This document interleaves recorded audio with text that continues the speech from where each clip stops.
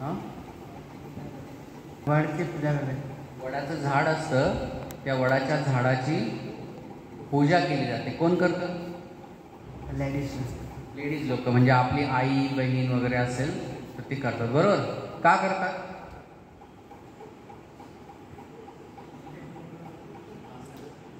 जन्म हाच नवरा मिळावा. भगवंताला काय करतात त्या दिवशी? भगवंत कुठं आलेले असतात? वडाचे झाड, आणि तिथंच ते दोऱ्याने बांधून टाकतात भगवंताला. जोपर्यंत तू हा म्हणत नाही तोपर्यंत दोरा काय सोडत नाही, आणि त्या दोऱ्याने त्या झाडाला असं गुंडाळून गुंडाळून येतात. बरोबर. बाई मला सोड, तुला हाच नवरा मिळाला. गुरुत्वाकर्षणचा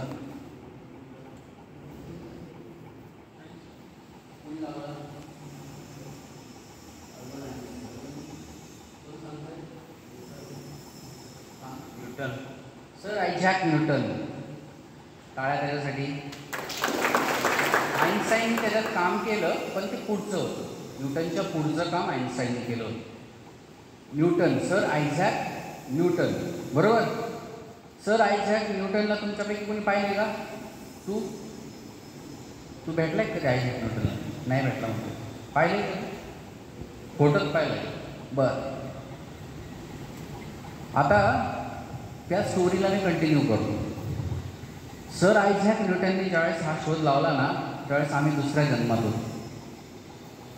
भगवंताला म्हणून मी भगवंताला चिडलो ना. मी काय साधा नव्हतो. त्या बायकोने दोऱ्याने बांधलेली रस्सी आणली, मोठी जाडा रस्सा, आणि भगवंताला बांधलं. म्हटलं तू जसं तिला वरदान दिलंस ना, तसं मला पण वरदान पाहिजे. तर भगवंताने मला पण एक वरदान दिलं. मला मागच्या सगळ्या जन्मांचं आठवतं. मी भगवंताकडून कबूल करून घेतलं, हिने जर मला त्रास दिला, मला जर आठवलं काही, तर तुझं वरदान ते फेल जाणार. म्हणून मला सगळं आठवतं. हिने मला कुठं कुठं काय काय काय खेळलं, म्हणजे प्रत्येक जन्मात. आणि ते न्यूटन भाऊ आहेत ना, त्याच तिकडे बसले होते. सफरचंदाचं झाड होतं, तिकडे बसले होते. तेच काहीतरी स्टोरीनं बघा, सफरचंद खाली पडतं वगैरे. एक सफरचंदाचं झाड होतं तिकडं, त्याच्या खाली ते बसले होते. इकडे एक नारळाचं झाड होतं बागेत. मी नारळाखाली बसलो होतो, इकडे ते सफरचंदाखाली बसले, आणि मग तिकडून ते असं सफरचंद खाली पडलं. बरोबर, त्यांच्या पुढं. आणि इकडून एक नारळाची मिसळलं, तिथंच लँड झालं डायरेक्ट. त्यावेळेस काय असं विमानतळ होतं, सेम असं असतं तर वाचलं असतं. पण ते विमानतळावर डायरेक्ट लँड झाल्यावर आमचं फुटलं ना. धावपट्टी किती फुटून, धावपट्टी क्रॅक झाली. ते असं भळाभळा रक्त आलं. मग मला पटकन लोकांनी उचललं, दवाखान्यात नेलं. पण आपण काय मरणार नव्हतो, कारण बायकोने काय सांगितलं, जोपर्यंत आम्ही तोपर्यंत ते पण. मग आम्ही जगलो, आम्हाला काय नाही. पण ते न्यूटन भाऊंच्या पुढं सफरचंद पडलं, त्यांचं असं पुढं पडलं. त्यांच्या डोक्यात प्रश्न आला की बाबा रे, हे सफरचंद खालीच का पडलं? इकडं का नाही पडलं, इकडं का नाही पडलं, वर का नाही गेलं, बाजूला का नाही गेलं? असे सगळे प्रश्न त्याच्या डोक्यात पडले.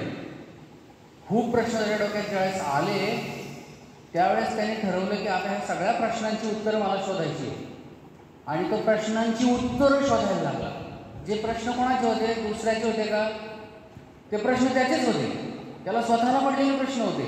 आणि त्या प्रश्नांची उत्तरं शोधत तो गेला, आणि तो शास्त्रज्ञ झाला. आणि आज सर आयझॅक न्यूटनला त्यांनी पाहिलेलं नाही आहे, तरी तो सांगू शकतो की न्यूटननी गुरुत्वाकर्षणाचा शोध लावला. आमच्या डोक्यात नारळ पडून सुद्धा तुम्ही इथे इथपर्यंत आम्हाला ओळखत नव्हते. काल मी ज्यावेळेस तिथं पुढे उभं राहिलो स्टेजवर, त्यावेळेस कळालं की हे बहादर इथले प्रिन्सिपल, यांचं नाव आनंद गोसावी आहे. येते लक्षात. म्हणून मला न ओळखण्यामागचं कारण आहे की मला कधीही प्रश्न पडला नाही, आणि न्यूटनला प्रश्न पडला, म्हणून न्यूटनला जग ओळखतं. याच्यासाठी जर तुम्हाला खरं शिक्षण घ्यायचं असेल तर प्रश्नांची उत्तरं नका देऊ. फक्त अगोदर तुमच्या मनात प्रश्न निर्माण करा, त्या प्रश्नांची उत्तरं शोधा, त्याची उकल करा, आणि मग स्वतःला सामर्थ्यशाली बनवा. याच्यासाठी फक्त उत्तरं देणारी परीक्षा आपण घेत पण नाही, आणि उत्तरं देणारं शिक्षण पण आम्ही देत नाही. आम्ही प्रश्न पाडणारं शिक्षण देतो. इथे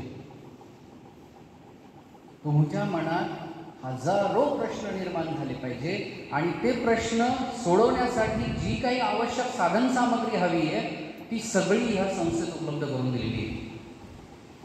बघा, फॅबलॅबसारखी यंत्रणा आपल्याकडे. फॅबलॅबमध्ये you can make almost anything. तुम्ही तुमच्या मनात येणारी प्रत्येक कल्पना प्रत्यक्षात उतरवू शकता अशी सगळी साधन सामग्री त्या फॅबलॅबमध्ये आहे. त्यानंतर जे कोणते वर्कशॉप आहेत आपले, त्या प्रत्येक वर्कशॉपमध्ये सगळ्या मशिनरी, सगळे टूल्स ठेवलेले आहेत की जे टूल्स घेऊन तुम्ही तुमच्या प्रश्नांची उत्तरं शोधू शकता. कारण उत्तर शोधणं म्हणजे सिद्ध करणं आहे. उत्तर शोधणं म्हणजे पोपटपंची नाही आहे. उत्तर शोधणं, विज्ञान हेच सांगतं की सिद्ध करा. अध्यात्मही हेच सांगतं सिद्ध करा. धार्मिकता वेगळी आहे, आध्यात्मिकता वेगळी. म्हणून आपण सिद्ध करायचं आहे.